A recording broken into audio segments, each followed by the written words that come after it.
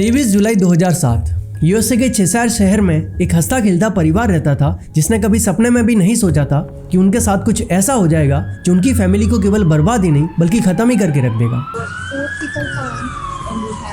Again, facts like that I can't comment. All I can tell you right now is that we do have 3 confirmed fatalities. 2 female, we're still checking. इस family में पूरे 4 लोग थे।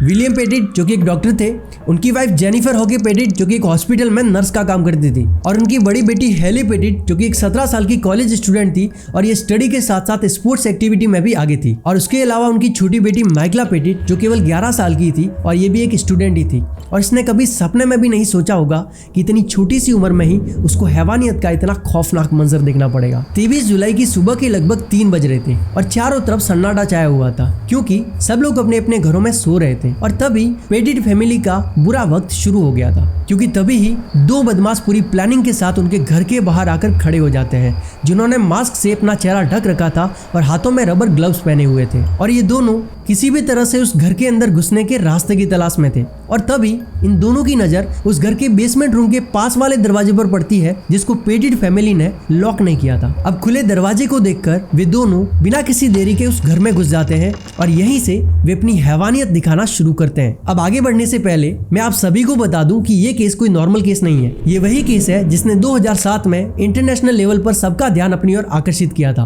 और USA की history में भी इससे पहले इतना खौफनाक केस नहीं देखा गया था। So welcome to this video.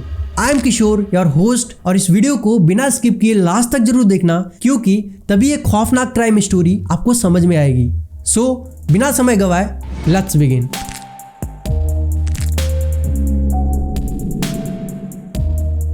अब उस दरवाजे से घर में घुसने के बाद वे दोनों धीरे धीरे आगे बढ़ते हैं और उन दोनों की नजर विलियम पेटिट पर पड़ती है जो कि एक सोफे पर सोए हुए थे। अब इससे पहले कि ये दोनों अपनी हैवानियत दिखाना शुरू करें, उससे पहले आपका इनके बारे में जानना बहुत जरूरी है। वैसे इनकी असलियत और अनसुनी कहानी का पर्दाफाश तो हम इस वीडियो के मिडिल में करेंगे, लेकिन यहाँ पर इनका एक छोटा सा इंट्रोडक्शन होना बहुत जरूरी है ताकि आप इस स्टोरी को अच्छे से समझ पाओ। सो यही है वो दोनों। इसका नाम स्टीवन हेस है जो कि 45 साल का था, और इस मॉन्स्टर का नाम जोशुआ एंड्रयू कॉमिसर जेवस्की है जो कि 26 साल का था। और इसको मैं मॉन्स्टर क्यों बुला रहा हूँ ये आगे आप खुद ही जान जाओगे। So let's continue. जब उन्होंने सोफे पर सोए हुए डॉक्टर विलियम पेटिट को देखा तो कॉमिसर जेवस्की नाम के इस दरिंदे ने बेसबॉल बैट से, जो कि उन्हें घर में घुसते वक्त सीढ़ियों पर पड़ा मिला था, सो उसने अचानक से उस बेसबॉल बैट से सोए हुए विलियम के सर के ऊपर वार करना स्टार्ट कर दिया। डॉक्टर विलियम दर्द के मारे चिल्ला रहे थे, पर वो अकेले और सामने 2 हैवान कैसे मुकाबला करते। कॉमिसर जेवस्की ने पूरा दम लगाकर 4-5 बार विलियम के सर पर मारा।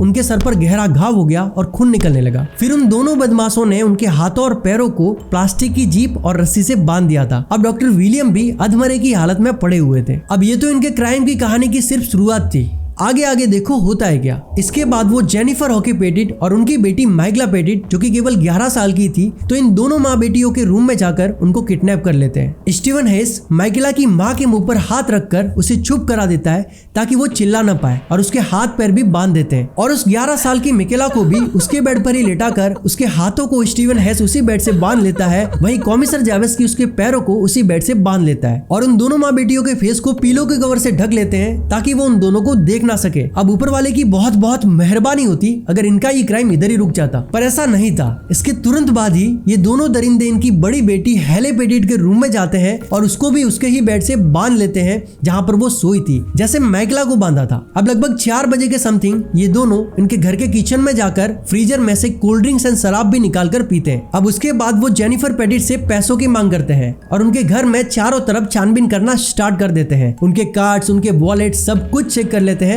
पर जो मिला उससे वो सेटिस्फाइड नहीं थे। अब उसके बाद उनकी नजर बैंक ऑफ अमेरिका के एक चेक पर पड़ती है जिसमें $40,000 का अमाउंट लिखा हुआ था। अब ये देखकर उनके मन में एक और प्लान बन जाता है, और उस प्लान के मुताबिक ये दोनों जेनिफर पेटिट को बैंक में से $15,000 निकालने के लिए फोर्स करते हैं। अब सुबह के 4-5 बजे का टाइम था, सो इतना जल्दी तो कोई भी बैंक खुली नहीं थी। सो वे दोनों सुबह होने और बैंक के खुलने का इंतजार करते हैं। अब यहाँ तक आपको लग रहा होगा कि ये सब वे दोनों पैसों के लिए कर रहे थे, और हाँ, वो पैसों के लिए ही कर रहे थे, लेकिन सिर्फ पैसों के लिए नहीं कर रहे थे। इसके पीछे कॉमिसर जेवस्की का कुछ दूसरा ही माइंडसेट था। जो आपको धीरे धीरे पता चलते जाएगा। अब स्टीवन हेस पेटिट फैमिली की कार लेकर लगभग 7:05 पर गैसोलीन लेने पहुंच जाता है। गैसोलीन मतलब पेट्रोल, अमेरिका में गैसोलीन बोलते हैं। अब स्टीवन हेस वहां से 2 डिब्बों में लगभग $10 का पेट्रोल लेता है और वापस उनके घर पहुंच जाता है। फिर प्लान के मुताबिक स्टीवन हेस जेनिफर पेटिट को सुबह के लगभग 8:30 पर उनकी ही कार में बैंक ऑफ अमेरिका पर ले जाता है, जहां पर उनका अकाउंट था। अब जैसा कि बैंक 9 बजे खुलने वाली थी, सो बैंक के खुलते ही जेनिफर बैंक के अंदर जाती है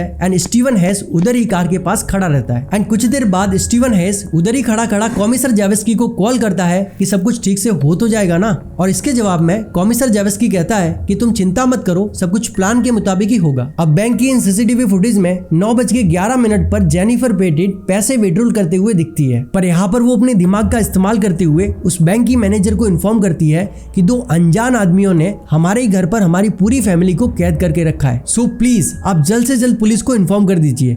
और जेनिफर पेटिट को ये भी उम्मीद थी कि उन दोनों को केवल पैसा ही चाहिए। अब जैसा कि जेनिफर के पास ज्यादा टाइम तो था नहीं, इसलिए वो जल्दी जल्दी में जितनी हो सकती थी उतनी इन्फॉर्मेशन वो बैंक मैनेजर को दे देती है। अब जेनिफर भी बैंक में ही खड़ी थी और तभी उस बैंक मैनेजर ने 911 पर कॉल लगाया और पुलिस को इस बारे में सब कुछ बता दिया। My name is Mary Lyons. I'm the banking center manager. We have a lady who is in our bank right now who says that her husband and children are being held at their house. The people are in a car outside the bank. She is getting $15,000 to bring out to them that if the police are told, they will kill the children and the husband. Her name is Jennifer Pettit, P-E-T-I-T. Okay, she still is in the bank? Yes, she is. Okay, she's being held, her husband and family is being held Yes, at their house? yes. They're tied up. She said they drove her here. I'm trying to look and see where she's gone. She went outside, but I don't. Oh wait, I see her walking now. She is petrified. वहीं दूसरी ओर बाहर खड़े Steven हेस को doubt हो रहा था क्योंकि Jennifer को बैंक में जरूरत से ज्यादा टाइम लग रहा था। लेकिन ठीक 9:26 पर जेनिफर पैसा लेकर बैंक के बाहर आ जाती है और अब स्टीवन हेस को ये विश्वास था कि चलो पैसे लेकर फटाफट से निकल जाएंगे और जेनिफर को भी ऐसा ही लग रहा था। लेकिन ये दोनों ही कॉमिसर जेवेस्की के किए गए दिल दहलाने वाले कारनामों से बिल्कुल अनजान थे और मैं कभी से कॉमिसर जेवेस्की को एक दरिंदा एंड मॉन्स्टर क्यों बुला रहा था वो आपको अब पता चलेगा। जैसे ही स्टीवन हेस जेनिफर पेटिट को बैंक ले जाने के लिए निकला था, वैसे ही कॉमिसर जेवेस्की ने अपने इरादों को अंजाम देना शुरू कर दिया था। उसने बेड पर बंधी हुई उस 11 साल की माइकला के हाथों को बांधे रखा लेकिन पैरों को खोल दिया और आगे क्या ही बताऊं, उसने एक कैंची से उसके कपड़े फाड़ दिए और उसके साथ वो किया जो आप अभी सोच रहे हो। उसने दरिंदगी की सारी हदें पार कर दी और इस दरिंदे ने उस छोटी सी बच्ची का बड़ी ही बेरहमी के साथ रेप कर डाला। और इतना ही नहीं, उसने अपने खुद के फोन में फोटो भी खींचे एंड वीडियो भी रिकॉर्ड की। अब आप केवल 1 मिनट के लिए सोचिए कि उस 11 साल की माइकला के साथ क्या गुजर रही होगी। लेकिन इस दरिंदे का यहाँ पर भी मन नहीं भरता है, इसलिए वो माइकला की बड़ी बहन हेले के रूम में जाता है। अब जैसा कि ये भी अपने खुद के बेड से ही बंधी हुई थी, सो ये दरिंदा यहाँ पर भी अपनी हैवानियत दिखाते हुए कोई कमी नहीं छोड़ता है, यानी कि हेले पेटिट का भी बड़ी बेरहमी के साथ कर देता है। अब 11 साल की मिगेला एंड 17 साल की हेले के रूम में खून ही खून हो गया था। अब उन दोनों का ही रो रो कर चिल्ला चिल्ला कर बहुत ही ज्यादा बुरा हाल हो चुका था, लेकिन आसपास में उनकी चीखें सुनने वाला कोई था ही नहीं, क्योंकि ये लोग एक ऐसी जगह रहते थे जहाँ पर घर थोड़े दूर दूर थे एंड चारों तरफ गार्डन था और जब घर के दरवाजे बंद हो तो आप चाहे कितना भी चीख लो, कितना भी चिल्ला लो, बाहर कुछ भी सुनाई देने वाला नहीं था। अब बैंक मैनेजर के इन्फॉर्म करने पर लगभग 9:30 तक पुलिस इनके घर के बाहर पहुंच चुकी थी साइलेंटली और उन्होंने अपना सेटअप करना स्टार्ट कर दिया था। और पुलिस तभी भी वही थी जब स्टीवन हेस और जेनिफर पेटिट बैंक से लौटकर वापस घर में जा रहे थे, बट पुलिस ऐसी जगह छुपी थी जहां से स्टीवन हेस भी उनको देख नहीं पाया और वे लोग घर में चले गए। लेकिन उसके बाद कुछ ऐसा हुआ जिसने हैवानियत की सारी हदें पार कर दी थी। कॉमिसर जेवेस्की ने स्टीवन को बताया कि एक प्रॉब्लम हो गई है। अब उसने जो माइकेला और हेले के साथ जो किया था वो सब कुछ बताया और कहा कि अब उसका डीएनए उनकी बॉडी पर है और उस वक्त तक उन दोनों ने घर की खिड़की से पुलिस की गाड़ी को भी देख लिया था। अब ऐसे में कॉमिसर जेवेस्की उन सबको मारकर पूरे घर में आग लगा देने की प्लानिंग करता है ताकि सारे सबूत ही मिट जाए। लेकिन उससे पहले कुछ ऐसा होता है जो आपने इस स्टोरी में अभी तक एक्सपेक्ट भी नहीं किया होगा। कॉमिसर जेवेस्की स्टीवन हेस को 48 साल की जेनिफर पेटिट का करने के लिए उकसाता है और स्टीवन हेस भी अपनी हैवानियत को दिखाते हुए वैसा ही करता है और अपना काम खत्म करके बड़ी ही बेरहमी के साथ जेनिफर पेटिट का गला दबाकर उसको मौत के घाट उतार देता है। और जब ये सब जेनिफर पेटिट के साथ हो रहा था तब विलियम पेटिट नीचे के रूम से ही अपने वाइफ के चिल्लाने की चीखें सुन पा रहे थे। अब ऐसे में उनसे रहा नहीं जाता है और वे भी चिल्लाने लगते हैं। पर ठीक तभी उन दोनों बदमाशों को ये कहते हुए सुनते हैं कि चिंता मत करो, कुछ ही मिनटों में सब खत्म हो जाएगा। अब उस वक्त डॉक्टर विलियम जैसे तैसे करके अपने आप को उस बंधन से छुड़ा लेते हैं और अपने घायल शरीर को लेकर भागकर पड़ोसी के घर पर चले जाते हैं। अब उनके सर पर हुए घाव की वजह से पहले तो उनके पड़ोसी डॉक्टर विलियम को पहचान ही नहीं पाए, फिर बाद में जाकर पहचाना। वहीं घर के अंदर कॉमिसर जावस्की डॉक्टर विलियम को चेक करने के लिए नीचे वाले रूम में आता है, लेकिन वहां पर देखता है कि वो थे ही नहीं। फिर इस बात की खबर वो स्टीवन हेस को देता है और अब वे दोनों बिना किसी देरी के घर में चारों ओर गैसोलीन यानी कि पेट्रोल डालना शुरू कर देते हैं, और ना सिर्फ घर की दीवारों पर बल्कि माइकला और हेले के शरीर पर भी और उनके बेड पर भी। अब जैसा कि ये दोनों अभी तक जिंदा थी लेकिन अपने ही बेड से बंधी हुई थी, सो इन दोनों हैवानों ने इन दोनों लड़कियों को इस घर के साथ ही जिंदा जलाने का इरादा कर लिया था। अब आपके मन में एक सवाल तो आ रहा होगा ना कि पुलिस तो कभी का आ चुकी है, तो वो कर क्या रही है? मैं बताता हूँ। वे लोग घर के चारों तरफ से मुर्दों की तरह खड़े होकर तमाशा देख रहे थे, जबकि उनको इमीडिएटली वहां पर पहुंचते ही एक्शन लेनी चाहिए थी। अब पुलिस घर के बाहर लगभग 20-25 मिनट से खड़ी थी और घर के अंदर मासूमों की जान जा रही थी, पर पुलिस ऑफिसर्स ने अभी तक कोई भी एक्शन नहीं ली थी। और घर के अंदर स्टीवन हेस और कॉमिसर जावस्की अपने काम को अंजाम दे रहे थे। उन्होंने घर के कोने कोने में पेट्रोल छिड़क लिया था, बस अब देरी थी तो आग लगाने की, और उन्होंने इस काम में भी देरी ना करते हुए आग भी लगा दी। अब उनके आग लगाने के पीछे का मकसद सारे सबूतों को मिटाना तो था ही, पर आई थिंक उन्होंने ऐसा भी सोचा होगा कि आग लगा देने से सबका ध्यान आग की तरफ चला जाएगा और वे पुलिस को चकमा देकर इजीली फटाफट से भाग जाएंगे। खैर, अब आप इमेजिन करो कि घर की दीवारों पर आग की लपटें चालू है और जेनिफर पेटिट की डेड बॉडी भी फर्श पर पड़ी हुई है, और मिकेला और हेले भी अपने अपने रूम में खुद के ही बेड से बंधी हुई है और उनके चारों तरफ पेट्रोल पड़ा हुआ है। अब उनके साथ क्या बीत रही होगी? अब ठीक 9:57 पर पुलिस को घर के अंदर से धुआं एंड आग की लपटें निकलती हुई दिखाई देती है। अब इसके कुछ देर बाद यानी कि 10:30 के आसपास ये दोनों दरिंदे घर से बाहर निकलकर पुलिस से छुपते छुपाते पेटिट फैमिली की कार लेकर वहां से भागने की कोशिश करते हैं, पर पुलिस की नजर इन पर पड़ गई थी और उन्होंने इन दोनों को बड़ी मुश्किल से पकड़ा, जिसमें पुलिस की एक कार का कुछ ऐसा हाल हो गया क्योंकि इस कार ने उस कार को टक्कर मारी थी जिसमें ये दोनों दरिंदे भागने की कोशिश कर रहे थे। अब फाइनली पुलिस ने उनको गिरफ्तार कर लिया था।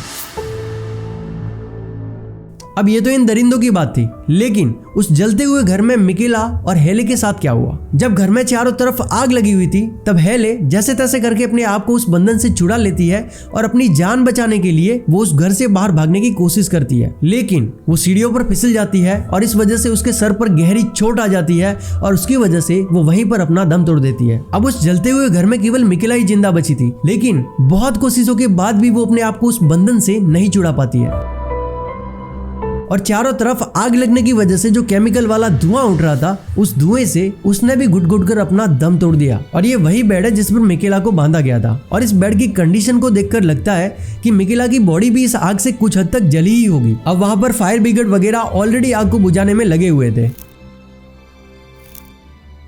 अब फाइनली पुलिस घर के अंदर जाती है, लेकिन सब कुछ उजड़ जाने के बाद आखिर फायदा क्या हुआ इतना जल्दी पुलिस को इन्फॉर्म करके बुलाने का? खैर, जब पुलिस घर के अंदर जाती है तब सीढ़ियों पर ही हेले की डेड बॉडी पड़ी हुई थी और पोस्टमार्टम के बाद पता चला कि हेले की मौत केवल सर पर चोट लगने की वजह से ही नहीं बल्कि उस केमिकल वाले धुएं को इनहेल करने की वजह से भी हुई थी और उसके बॉडी की स्किन आग की वजह से अफेक्ट हो गई थी। बट ये कंफर्म नहीं हो पाया कि ये आग के कांटेक्ट में मरने से पहले आई थी या मरने के बाद। खैर, जब पुलिस आगे बढ़ती है तो देखती है कि मिकेला की डेड बॉडी आधी इस बेड के ऊपर और आधी इस बेड के नीचे लटक रही है क्योंकि उसके हाथ बांधे हुए थे। और जेनिफर पेटिट की डेड बॉडी के साथ क्या हुआ ये मुझे रिसर्च करते वक्त कहीं पर मिला तो नहीं, पर जब घर में चारों तरफ आग लगी हो तो हो सकता है कि उनकी बॉडी भी आग की चपेट में आ गई हो।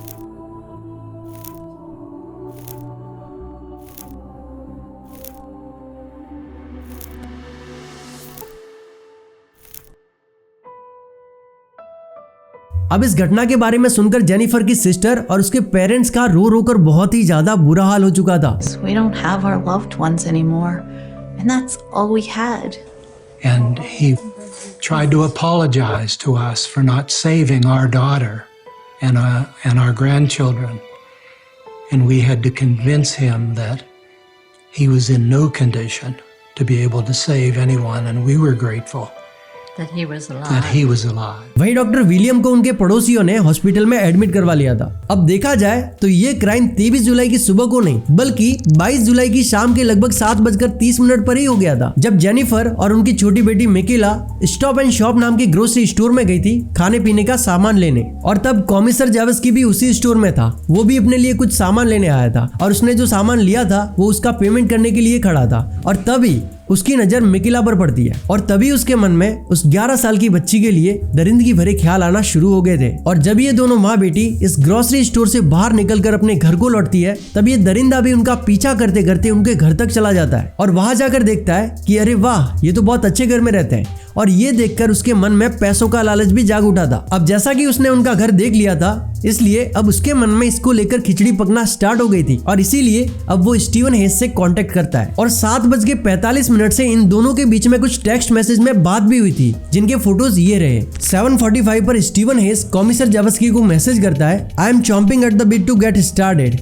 Need a margarita soon. इस मैसेज में स्टीवन हेस बहुत उतावला हो रहा है और इस क्राइम को करना जल्द से जल्द स्टार्ट करना चाहता है। अगले मैसेज में स्टीवन हेस इस क्राइम को करने की कंफर्मेशन लेता है और सामने से कॉमिसर जावस्की का रिप्लाई आता है कि यस, हम इस क्राइम को करने वाले हैं। स्टीवन फिर मैसेज करता है कि क्या वो जल्दी शुरू करने वाले हैं। तब कॉमिसर जावस्की का सामने से रिप्लाई आता है, I am putting the kid to bed, hold your horses, मतलब कि मैं अपने बच्चे को सुला रहा हूँ, थोड़ा इंतजार करो। और इसके रिप्लाई में स्टीवन हेस अपनी बेचैनी बताते हुए लिखता है कि उससे अब और इंतजार नहीं हो रहा है। अब इसके बाद उन दोनों का प्लान फिक्स हो जाता है और ये प्लान के मुताबिक 23 जुलाई की सुबह के लगभग 3 बजे पेटिट फैमिली के घर के बाहर पहुंच जाते हैं। अब इसके आगे क्या हुआ वो आप ऑलरेडी देख चुके हो। अब इन दोनों क्रिमिनल्स के बारे में थोड़ा डिटेल में जान लेते हैं। स्टीवन हेस 45 साल का था और इसके 2 बच्चे थे और इसने अपने जीवन का ज्यादातर टाइम जेल में ही बिताया था क्योंकि ये इस क्राइम से पहले भी लगभग 30 बार जेल में जा चुका था। और जोशुआ एंड्रयू कॉमिसर जावस्की ये क्राइम के वक्त केवल 26 साल का ही था। कॉमिसर जावस्की जब पैदा हुआ था तब इसकी माँ केवल 16 साल की थी और जब ये 3 साल का था तब इसको एक फैमिली ने एडॉप्ट कर लिया था और इसने 16-17 साल की एक लड़की से शादी कर ली थी।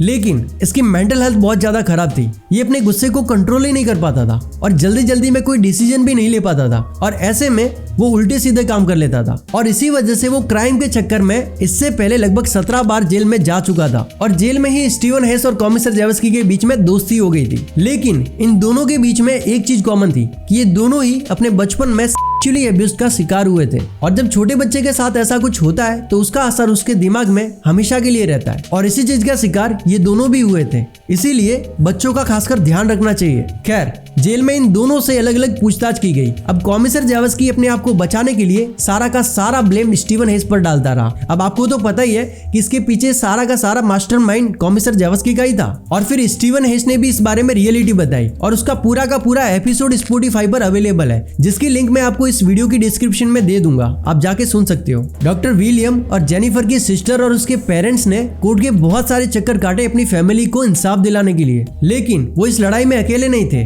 बल्कि यूं समझो कि हर कोई उनके साथ था। पूरे देश से उनको सपोर्ट मिल रहा था। और फिर फाइनली 2 दिसंबर 2010 को स्टीवन हेस को मौत की सजा सुनाई गई और इसके 1 साल बाद यानी कि 9 दिसंबर 2011 को कॉमिसर जावस्की को भी मौत की सजा सुनाई गई। लेकिन अगस्त 2015 में मौत की सजा को उम्र कैद में बदल दिया गया और तभी से लेकर आज तक ये दोनों ही जेल में सजा काट रहे हैं। अब स्टीवन हेस जेल में ही अपना जेंडर चेंज करवा के एक औरत बन जाता है और इस बात की खबर 2019 में सबके सामने आती है और इसने अपना नाम भी चेंज करके स्टीवन हेस से लिंडा हेस कर दिया था।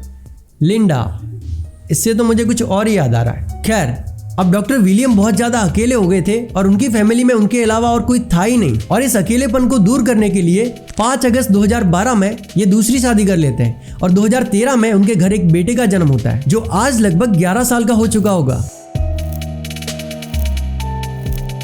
अब बताने को तो और भी बहुत सारी इन्फॉर्मेशन है, लेकिन पहली बात तो ये कि ये वीडियो बहुत ज्यादा लंबी हो जाएगी एंड मेन बात ये कि इस क्राइम स्टोरी को समझने के लिए इतना काफी है। सो आई होप कि आपको ये क्राइम डॉक्यूमेंट्री अच्छी लगी होगी।